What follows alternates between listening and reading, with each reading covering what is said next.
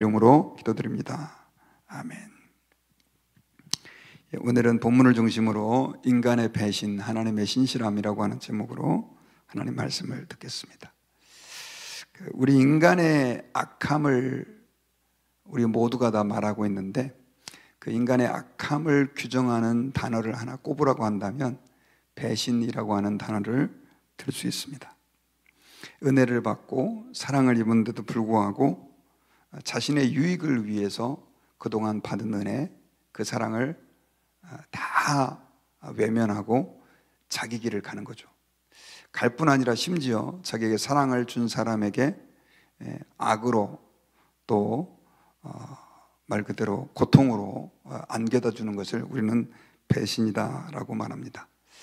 우리 인간이 하는 악들이 참 많은데, 다른 악들은 남의 것을 빼앗거나 혹은 사람을 다치게 하거나 또 사람을 욕하거나 이 정도에서 끝나는데, 배신이라고 하는 것은 다른 악과 비교해서 더 큰 악인 이유가 뭐냐면, 이 배신은 나에게 선을 베풀어 준 사람, 또 나에게 은혜를 베풀어 준 사람에게 악으로 되갚는 것입니다. 그러다 보니까 이 배신을 얘기할 때 우리 인간은 참 치를 떨게 되고, 어떻게 인간이 저럴 수 있나 라고 하는 생각들을 하게 됩니다. 그리고 배신이 이렇다 보니까 사람들이 겪는 고통 중에서도 여러 가지 고통들이 참 많이 있지만, 가장 큰 고통, 또 마음에 아픔을 주는 고통이 뭐냐면 바로 배신을 당하는 고통인 거죠.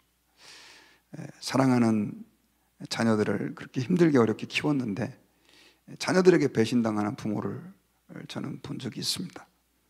또 정말 부부가 서로 신실하게 사랑하며 잘 지내다가 결국 또 사소한 이유로 서로를 배신하고 또 상처를 주고받는 그런 관계가 되는 경우도 있고요. 또 친구 관계에서도 그런 일들이 있고, 교회 안에서도 그런 일이 있고, 우리의 직장에서도 그런 일이 있고, 우리의 삶에는 이런 배신들이 너무 많이 있어요. 배신을 경험할 때마다 그런 생각이 듭니다. 인간이 참 악하구나. 그리고 어떤 때는 우리가 배신을 늘 당하는 입장에 있기도 하지만, 사실 우리가 잘 알지 못하지만 어떤 때는 우리가 불가피하게 다른 사람에게 배신자가 되는 경우도 있다는 거죠. 여러분, 예수님께서 겪으신 고통을 우리는 십자가의 고통만 말하지만, 그 십자가의 고통과 버금가게 큰 고통 중에 한 가지가 뭐냐? 마음의 고통이라고 할 수 있는 거죠. 그게 바로 배신당하는 고통이었습니다.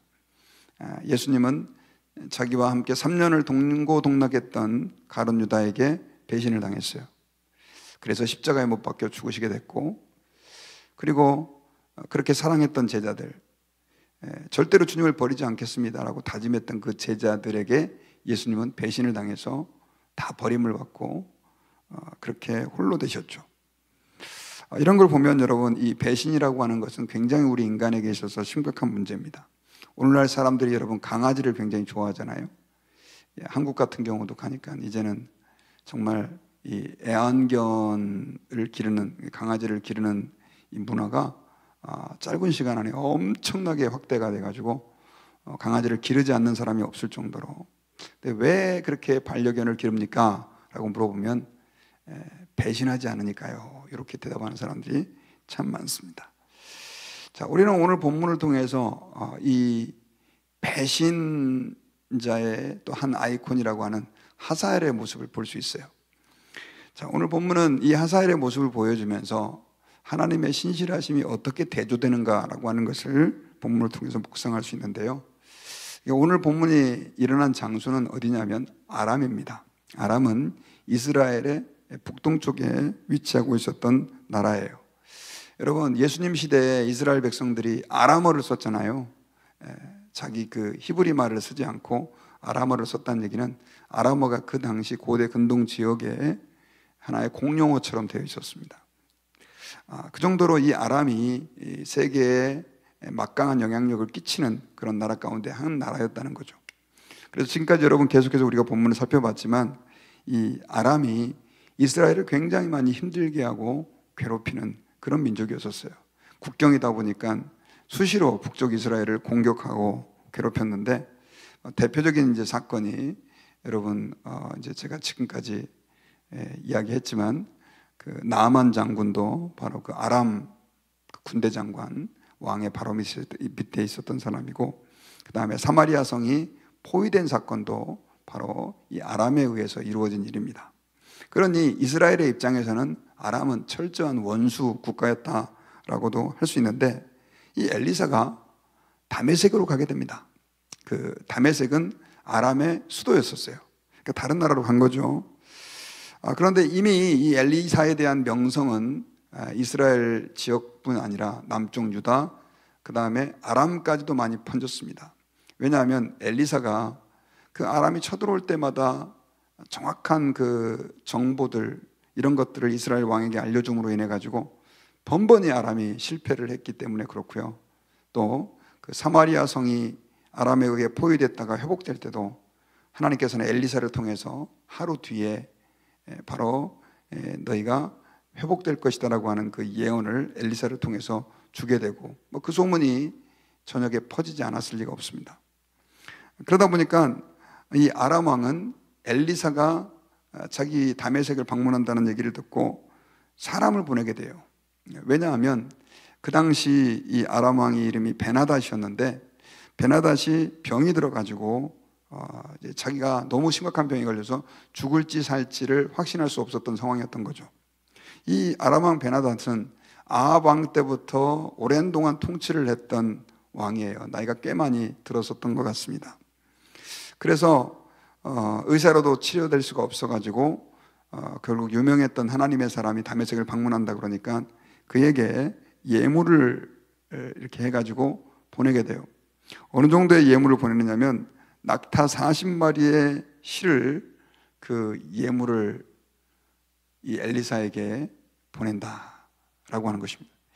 얼마만큼 이 베나닷이 극진히 엘리사를 대접하는지를 알 수가 있어요. 근데 여러분, 사실 그 아람 왕 베나닷이 그렇게 40마리를 가지고 그렇게 대접을 하지만 이거는 참 아이러니한 일이었었어요. 왜냐하면 지금까지 말씀드렸지만 아람 왕은 이스라엘 백성들에게는 눈에 가시 같은 존재였거든요.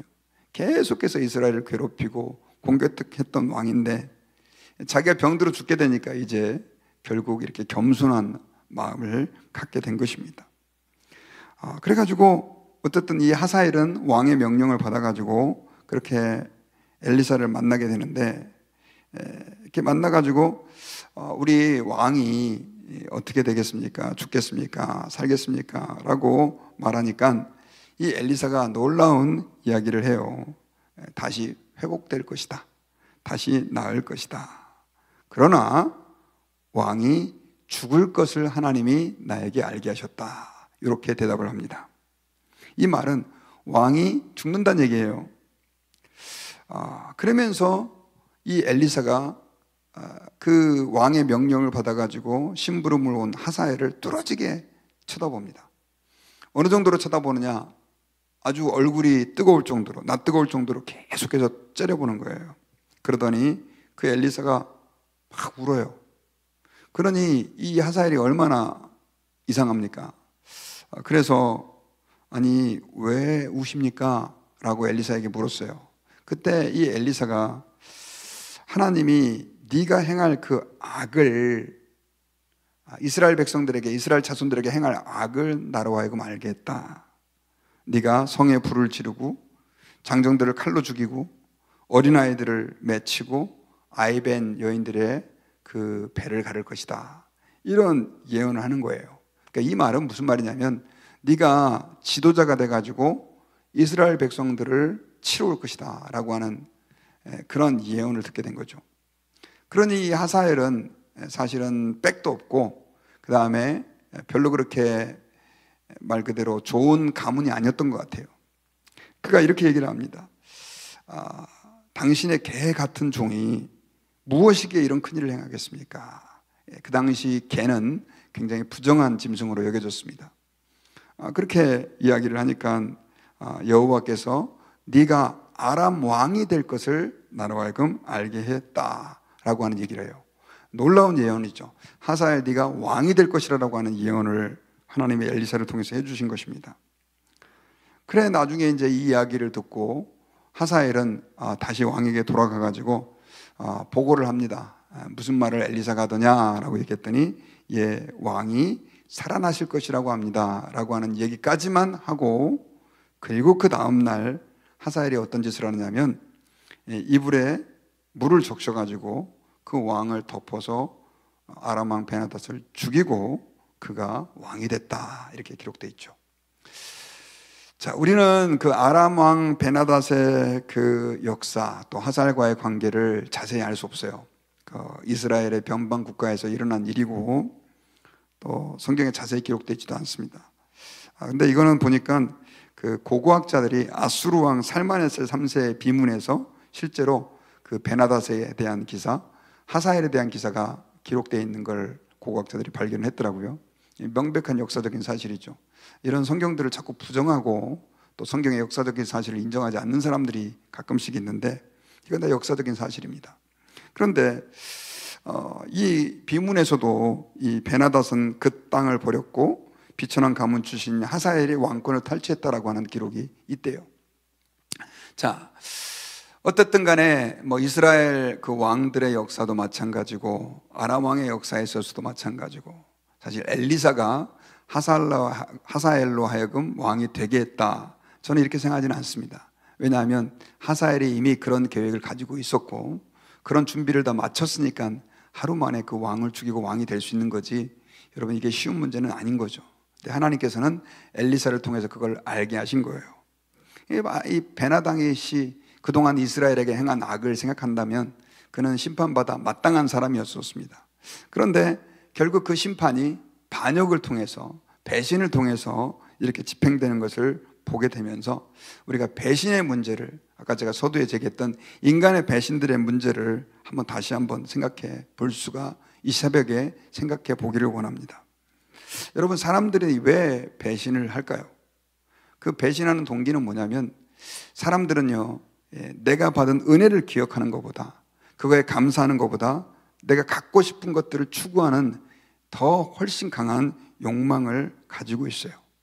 우리는 여러분 오늘 본문에서 하사엘, 어떻게 저놈이 저럴 수 있어, 그래도 이렇게 왕에게 총애를 받는 신하인데, 그 정도 왕이 부탁할 정도의 그 신뢰받는 신하라고 한다면 그러면 안 되지라고 하는 생각이 들 수 있을지 모르겠지만, 사실은 그 하사엘 안에 있는 욕망은 우리 인간들이 가지고 있는, 또 우리 안에 있는 욕망이다라고 얘기를 해도 과언이 아닙니다. 아까 제가 서두에 말씀드렸던 것처럼 가룟 유다도 마찬가지였어요. 예수님을 왜 팔았느냐? 그는 예수님에게 너무나 많은 은혜와 기적을 맛봤지만 그가 추구하고 있었던 욕망이 있었던 거죠.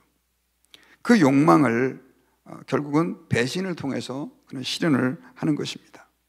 여러분, 이 세상에서 가장 악하다라고 하는 조폭이 엄청나게 강조하는 게 뭐냐면 바로 의리입니다. 의리라고 하는 말은 뭐냐면 배신하지 말자, 배신하면 안 된다라고 하는 거죠. 그래서 실제로 많은 조폭들이요, 그 의리를 지키려고 애를 쓰고 배신하는 사람들을 또 이렇게 가만히 두지를 않습니다. 그러니까 배신을 할 수 있는 구조가 쉽게 잘 되지 않아요. 이게 왜 그러냐? 저는 이렇게 생각해요.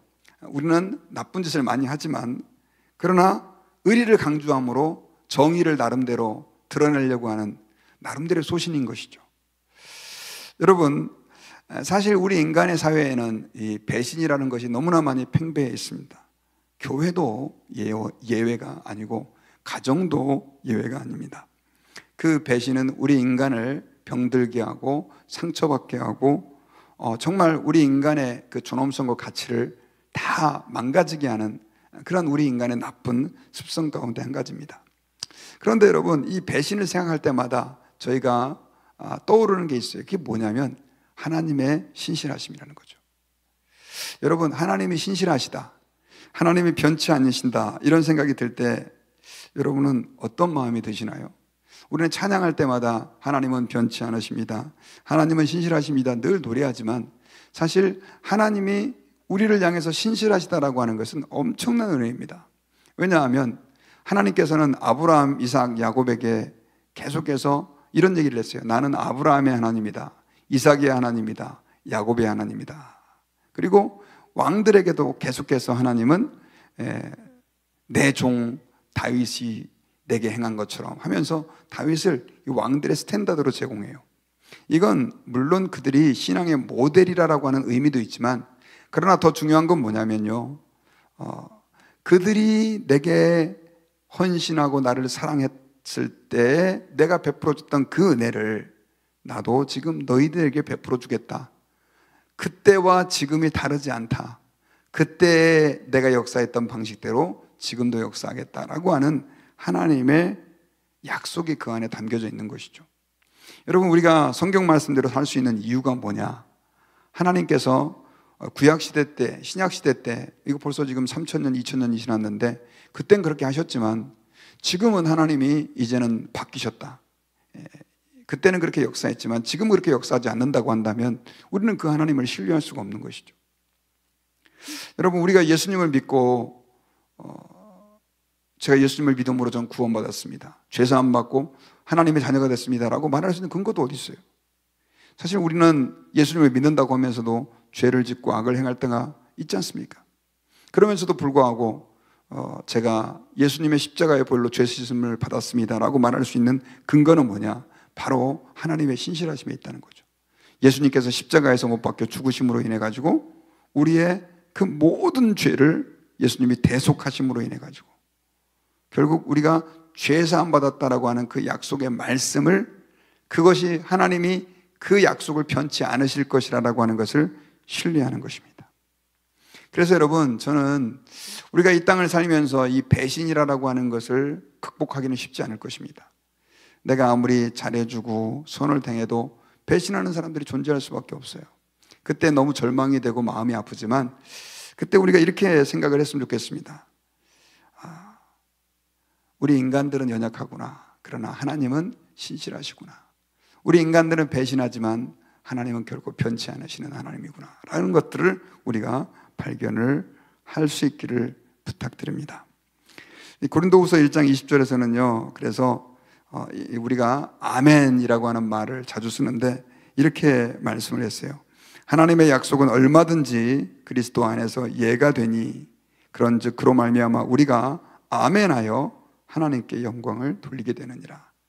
자, 아멘 하는 이유가 뭐냐? 하나님의 약속은 그리스도 안에서 언제든지 예가 된다는 거예요. 이 말은 하나님의 약속이 늘 우리에게 성취된다는 뜻이죠. 그러니까 우리는 하나님의 약속의 말씀이 떨어지면 아멘 하여 긍정적인 반응, 또 수용적인 반응으로 하나님께 영광을 돌리라 라고 하는 의미가 포함되어 있는 것입니다. 그러므로 여러분, 저와 여러분들이 하나님의 약속의 말씀을 대할 때 늘 아멘하는 마음으로 변치 않는 그 하나님을 신뢰할 수 있는 저와 여러분들이 될 수 있기를 바랍니다. 그리고 그 신실하신 하나님 아버지 앞에서 우리 그리스도인들이 꼭 기억해야 될 것이 있어요. 여러분들은 저 사람이 정말 신실한 하나님의 사람이냐 아니냐를 뭘 가지고 평가를 하십니까? 여러 가지 표지가 있지만 그 중에 하나가 뭐냐면, 믿는 사람들은 의리가 있어야 돼요.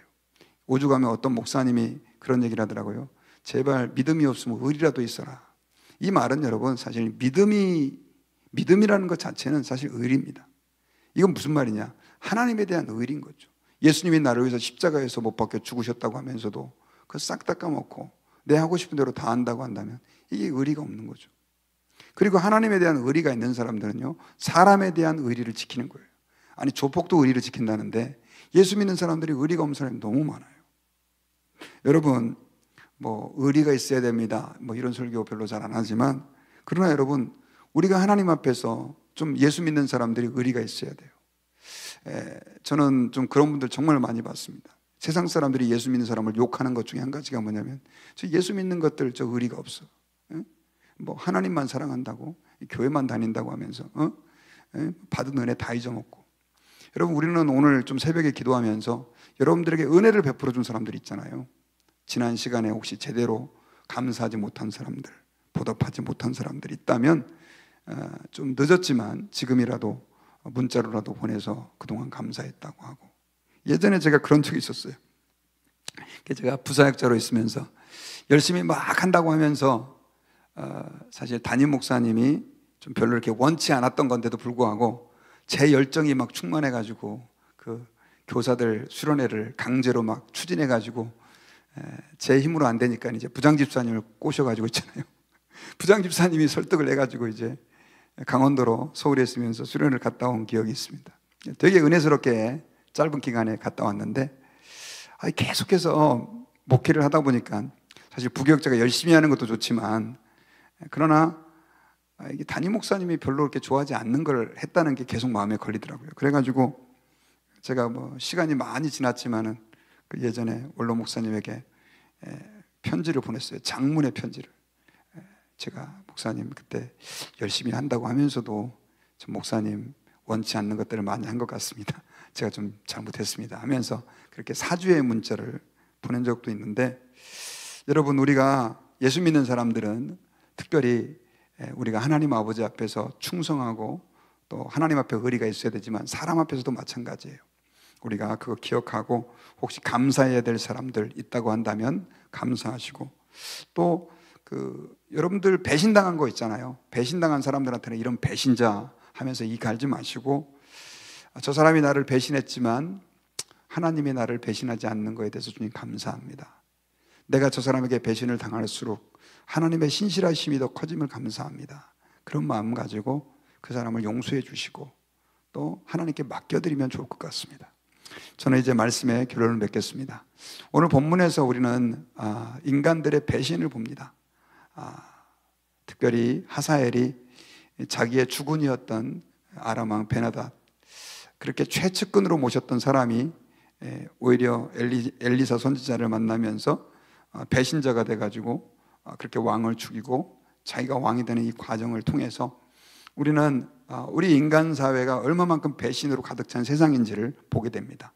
참 안타깝고 속상하지만 우리 인간들이 그렇게 하나님 아버지 앞에서 말 그대로 배신자일 때 더욱 드러나는 것은 하나님의 신실하심이다 라고 하는 것을 여러분들이 믿으시고, 오늘 하나님 아버지 앞에서 그 신실하심에 합당하게 우리가 신실한 사람이 될 뿐 아니라 사람들 앞에서도 좀 의리가 있는 하나님의 백성들 되실 수 있기를 주의 이름으로 축원합니다. 기도하겠습니다. 하나님 감사합니다. 오늘 말씀을 통해서